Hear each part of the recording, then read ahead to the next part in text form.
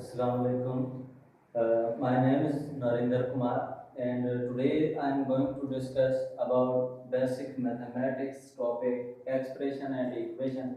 Basically, these topics belongs to the grammar of mathematics. So first we have to know about these topic, expression and equation.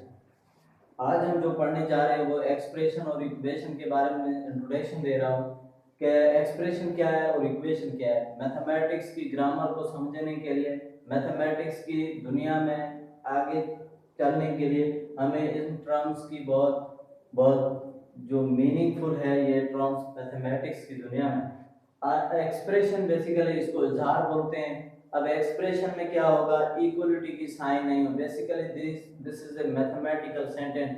ये रियाजी का एक ऐसा जुमला है जिसमें क्या होगा, हमारे पास कांस्टेंट होंगे, वेरिएबल्स होंगे, कोफिशिएंट होंगे।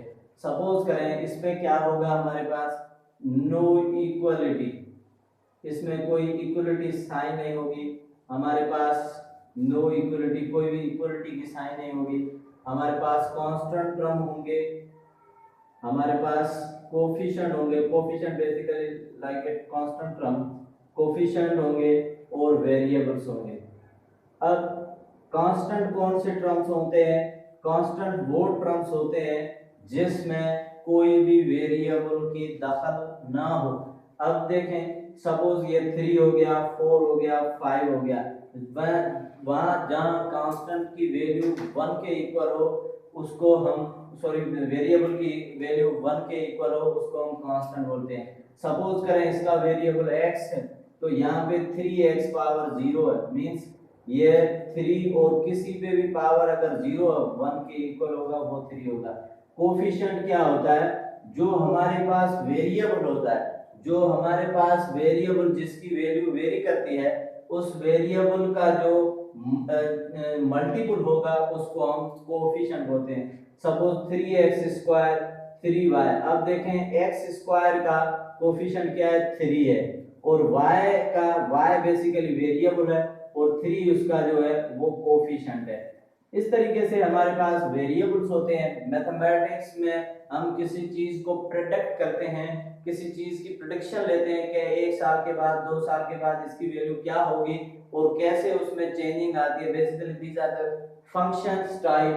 सो वेरिएबल में अगर आएंगे तो वेरिएबल में हमारे जो एबीसी के लेटर होते हैं, एबीसी के जितने भी लेटर्स होते हैं वो हमारे पास वेरिएबल्स में होते हैं। लेकिन सारे एबीसी के लेटर्स कभी भी वेरिएबल्स नहीं हो सकते, लेकिन सिर्फ x और y और z, ये तीन ऐसे स्पेशली दो जो है ना x y, ये ऐसे वेरिएबल्स है जो हमेशा एबीसी के लेटर ऐसे हैं जो हमेशा वेरिएबल होते हैं, और दूसरे वेरिएबल्स हो भी सकते हैं और ना भी हो सकते हैं। इस तरीके से अगर हम एक्सप्रेशन लिखें, सपोज मेरे पास एक एग्जांपल है 3x square plus 4x plus 3, इसमें कोई इक्वलिटी की साइन नहीं है।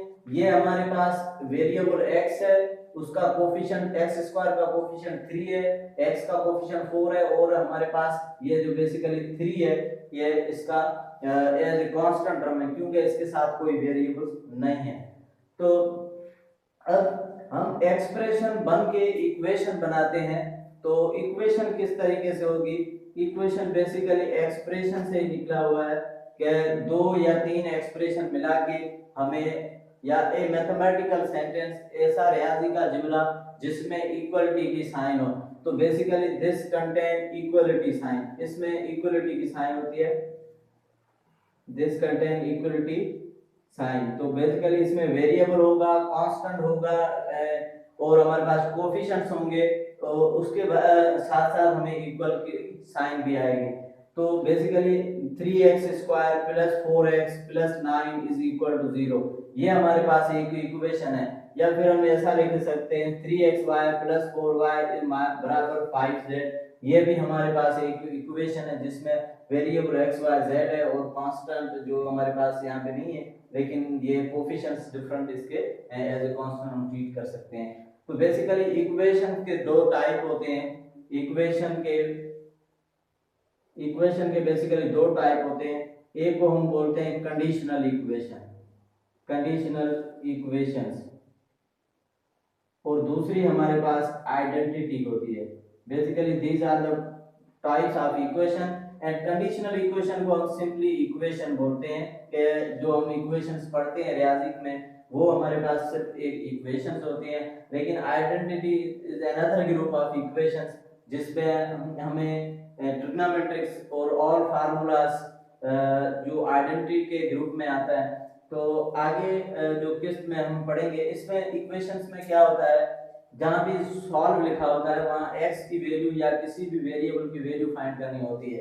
तो इसमें कंडीशनल इक्वेशन, आइडेंटिटी इक्वेशन, इसमें हम दोबारा दूसरी किस्त में दूसरे वीडियोस में हम कंडीशनल इक्वेशन और आइडेंटिटी के बीच में डिफरेंशिएट करेंगे। उम्मीद है कि आपको ये वीडियो अच्छा लगा। Basically this is all about the basic mathematics.